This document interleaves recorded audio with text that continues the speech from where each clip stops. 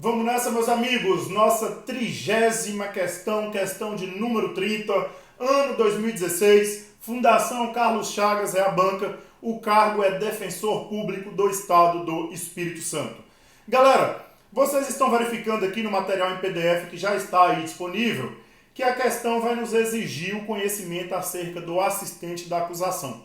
Então vamos só lembrar aqui que quando eu falo na relação jurídica processual, eu vou falar nos elementos essenciais, nos sujeitos essenciais, aqui eu falo dos elementos subjetivos, os sujeitos essenciais à formação dessa relação, eu tenho o juiz e as partes. Então os sujeitos principais da relação processual é o juiz, o acusado e o autor. No caso do autor, o Ministério Público, se for ação penal pública, e o próprio querelante, ou seja, a vítima, o ofendido, ou seu representante legal, se eu estiver na ação penal privada. Veja que quando eu estiver diante de uma ação penal pública, ou seja, o autor for o Ministério Público, neste caso, a vítima, ou seu representante legal, pode intervir no processo como assistente da acusação.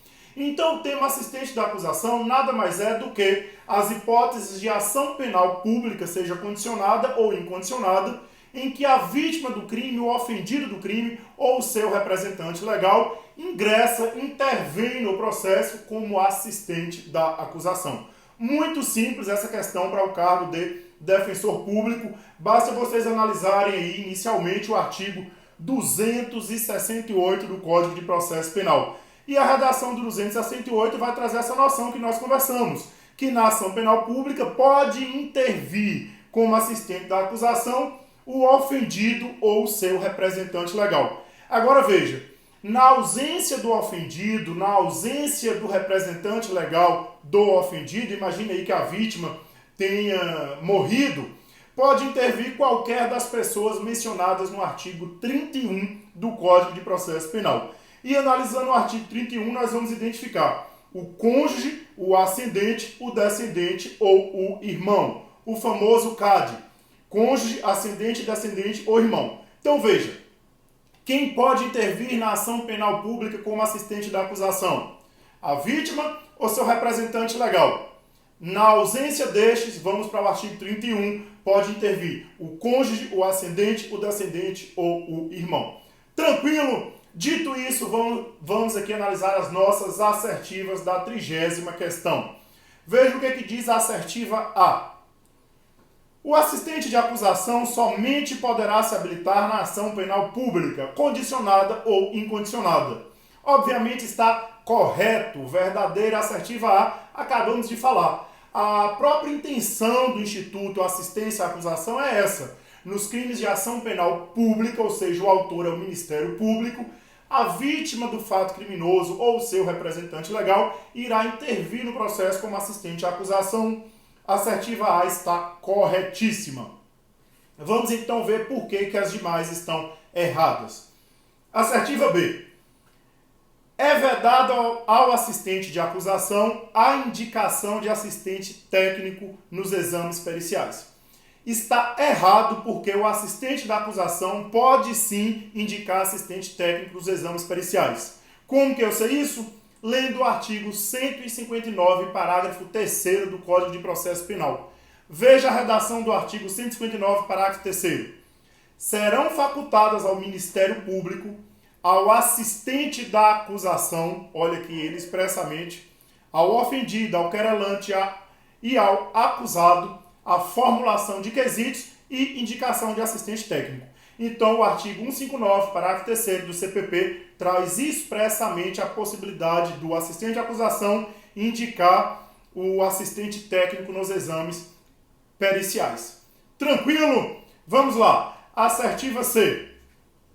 A intervenção do assistente de acusação é proscrita após o início da fase instrutória do processo penal.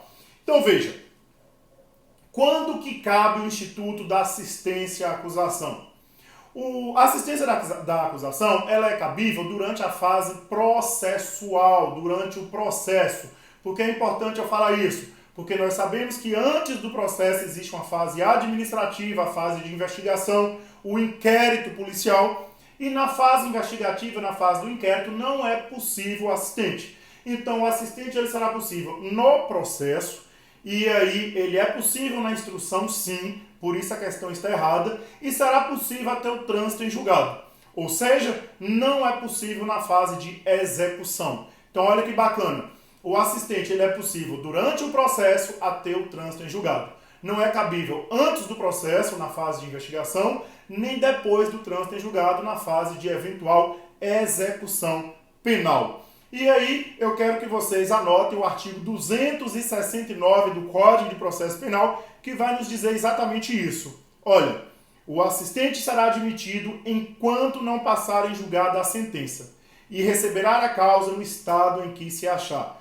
Veja então que a assertiva C está equivocada, está errada, porque ela diz que não é possível após o início da fase instrutória. E é sim possível após o início da fase instrutória. Ele receberá o processo conforme ele estará, ele receberá o processo na fase em que o processo se encontrar, só não será possível após o trânsito em julgado. Tranquilo? Assertiva C errada. Vamos então para a nossa assertiva D. É vedado ao assistente de acusação arrazoar o recurso interposto pelo Ministério Público, devendo utilizar recurso próprio.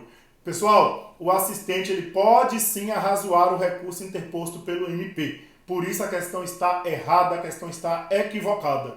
Eu vou encontrar essa possibilidade do assistente de acusação arrazoar o recurso interposto pelo Ministério Público no artigo 271 do Código de Processo Penal. E aqui eu chamo a atenção de vocês para darem uma lida na súmula 210 do STF, porque a súmula 210 vai falar que o assistente do Ministério Público ele pode inclusive recorrer extraordinariamente, ou seja, ele pode inclusive interpor recurso nos tribunais superiores. Beleza? A assertiva D está errada.